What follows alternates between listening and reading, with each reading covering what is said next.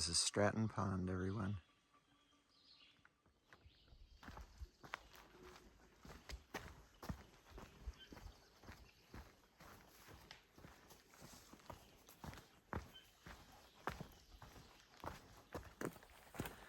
Good morning, everyone. It's another brisk morning, and it feels good. The mornings have been cooler lately.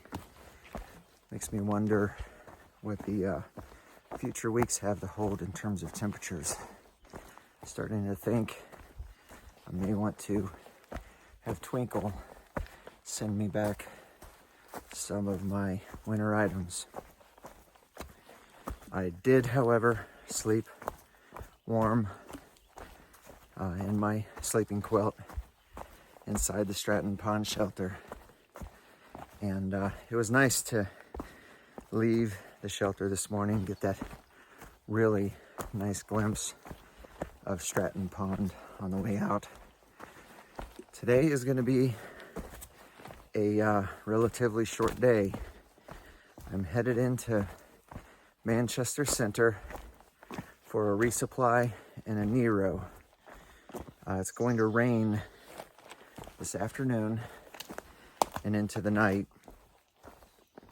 and so I'm going to NERO there and head out fresh in the morning.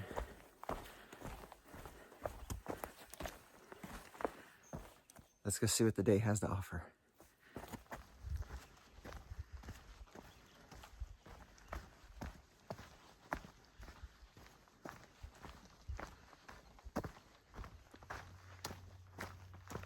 I must say, this road is a nice change of pace. We've been walking on rocks, roots, and mud for pretty much the last 2 days as we're starting our descent into the valley near Manchester Center. We came out onto this road. Not sure how long we'll be on it, but I'm enjoying it while we're on it. That is for sure.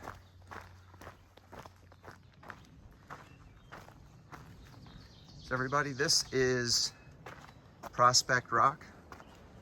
It's an overlook right off the AT. And we're looking down at Manchester Center, where we're headed today for our resupply.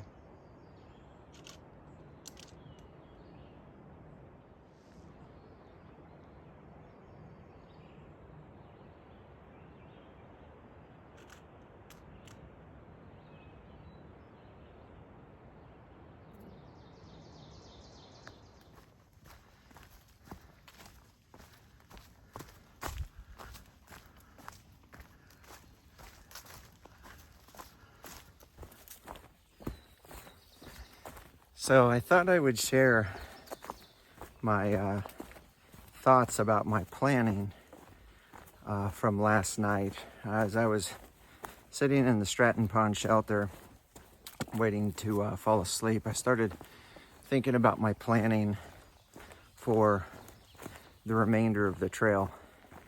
And up till now, my planning has been very deliberate, but in ways, it's also been a bit ad hoc.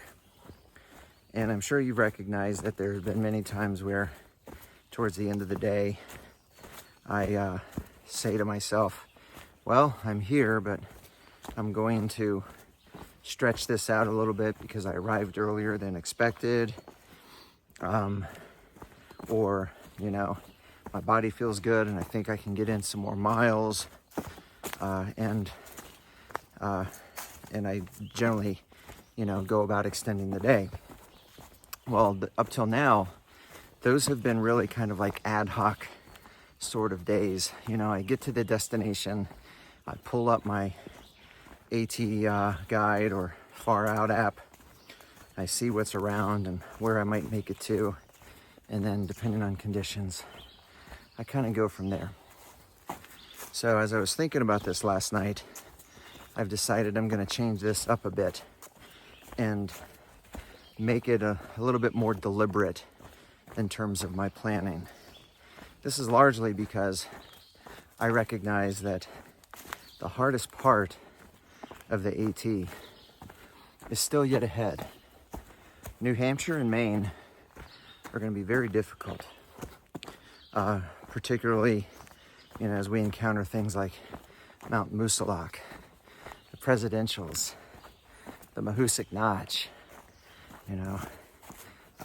The terrain is going to become, harder, steeper for longer, and we're going to return to some high elevations and above the tree line kind of days, and so it's going to be important to me that I factor in those types of days. And so my planning up till now has always been to look at the elevation, consider the profile in terms of the grade and how steep it is, and then kind of, just go about the day.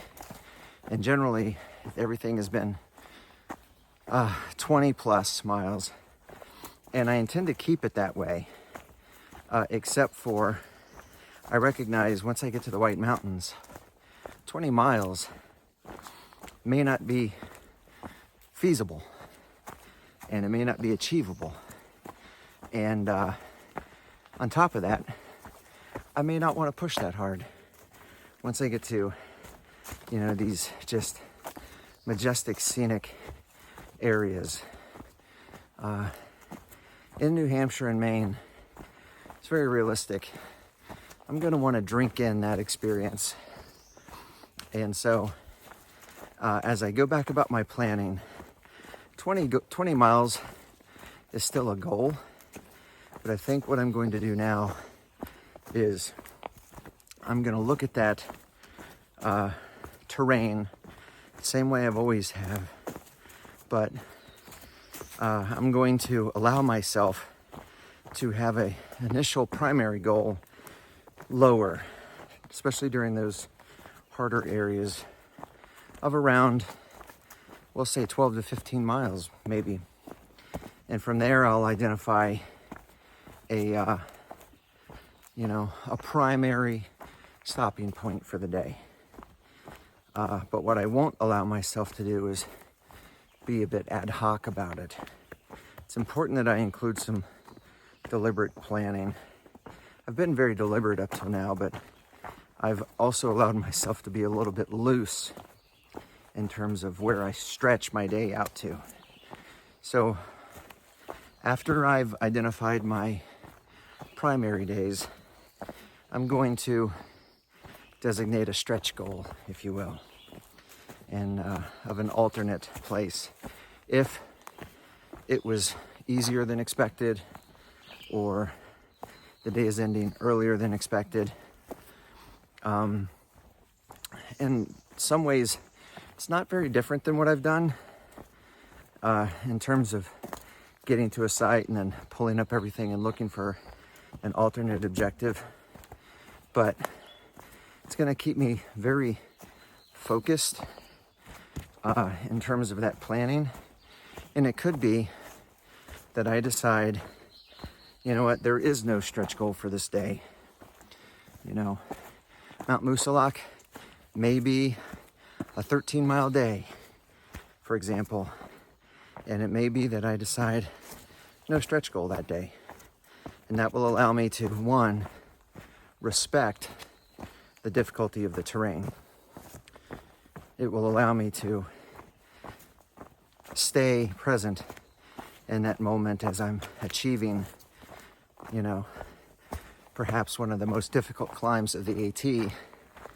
And 3, it will allow me to reflect the achievement at the end without allowing my ego to become involved and my desire to continue to push and press to become involved.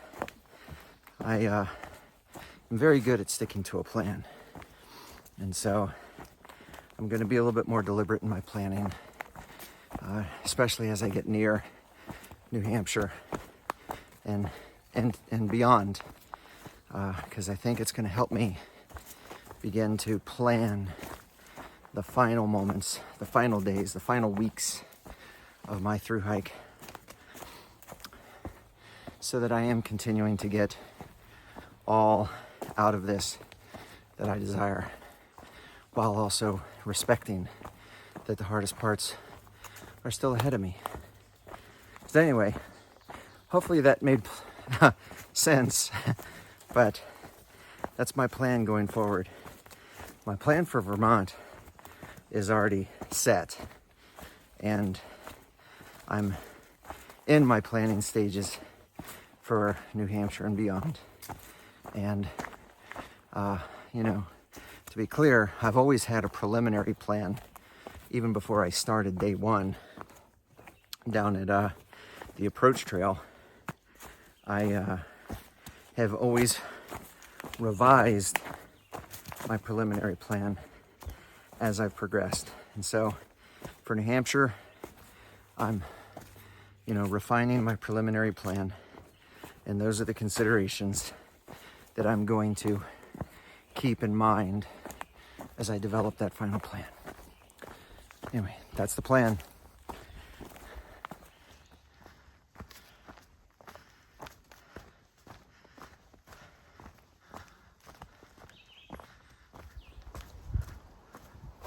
Well, everybody, we are into our final descent down to Vermont Route 11/30, which is where hopefully we'll be able to find a ride into Manchester Center.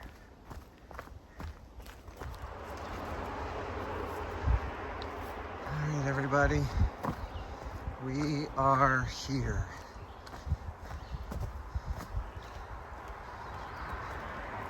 Vermont Route 11/30 is the road that leads into Manchester Center.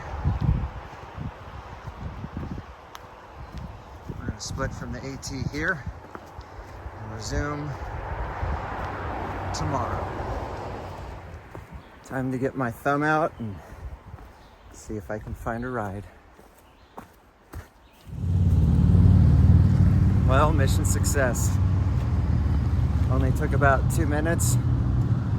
Nice gentleman out working today. Picked me up. I'm now in Manchester Center. Time to start my chores. Hey everybody. I had a successful resupply in town, and so I am now at the Green Mountain House Hostel in Manchester, Vermont. Thought I'd take you for a quick look around inside. So as we go inside, I wanted to point out that this is a breath of fresh air, because the Green Mountain House is the closest thing to a southern hostel that I've seen since Virginia, and I love everything about it so far. So similar to other hiker hostels, you want to leave your trekking poles, you want to leave your hiking shoes outside. They provide a great space for that, but the awesome part is inside. So the Green Mountain House is a hiker home, similar to other hiker homes that we've been into, such as the Stumble Inn in Front Royal. And so the entire building is set aside and reserved for hikers, and that includes a full kitchen area. That includes a stove, oven.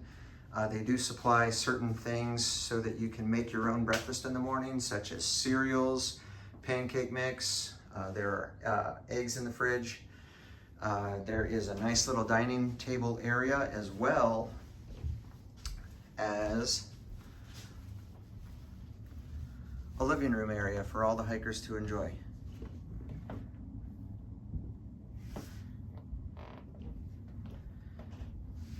Comes with Wi-Fi. There are limited resupply options here as well, similar to other hiker hostels that we've been to. Those from around the globe can place a pin as to where they are from. I can already see that my area is underrepresented. I'm gonna have to fix that. They keep a healthy record of thru-hikers who've completed the Appalachian Trail. That's indicative of a hostel that gets and appreciates hikers.